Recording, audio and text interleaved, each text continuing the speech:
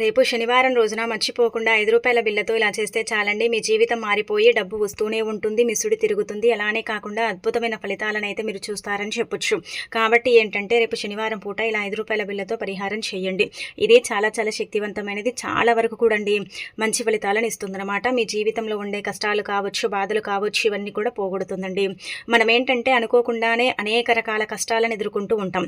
అంటే కష్టాలేం చెప్పి రావండి. కాకపోతే కొంతమంది ఏంటంటే గనక భరించే శక్తి ఉంటుంది కష్టాలకు. అలానే కొంతమందికి ఏంటంటే గనక భరించలేనంత శక్తి అసలు ఉండదు కదా. భరించలేకపోతూ ఉంటారు, బాధపడుతూ ఉంటారు, ఇబ్బంది పడిపోతూ ఉంటారు కదా. అలాంటి వాళ్ళు ఏంటంటే గనక శనివారం రోజు రాత్రి పడుకునేటప్పుడు ఒక రూ. 5 బిళ్ళ తీసుకోండి. అలా తీసుకున్న తర్వాత ఏంటంటే గనక చక్కగా రూ. 5 బిళ్ళని చేతిలో పట్టుకొని సంకల్పం చెప్పుకోండి.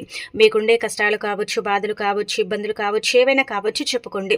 అలా చెప్పుకున్న తర్వాత ఏంటంటే గనక రూ. 5 బిళ్ళని చేతిలో పట్టుకుంటారు కదండి. పట్టుకున్న తర్వాత తల చుట్టూ 3 సార్లు తిప్పి అది దిండు కింద పెట్టి పడుకొని తెల్లారి లేచిన తర్వాత ఏంటంటే ఈ రూ. 5 బిళ్ళని మీరు పక్కన పెట్టండి. మీ ఇంటికి ఎవరైనా భిక్షం తీసుకునే వాళ్ళు వస్తే వాళ్ళకి ఇచ్చేయండి. లేకపోతే ఏంటంటే మీరు బయటికి వెళ్ళేటప్పుడు కనిపిస్తూ ఉంటారు కదండి భిక్షం తీసుకునే వాళ్ళు, వాళ్ళకేంటంటే రూ. 5 బిళ్ళని దానం చేయండి. చిల్లర నాణ్యాలతో చేయకండి. కేవలం రూ. 5 బిళ్ళతో మాత్రమే చేయండి.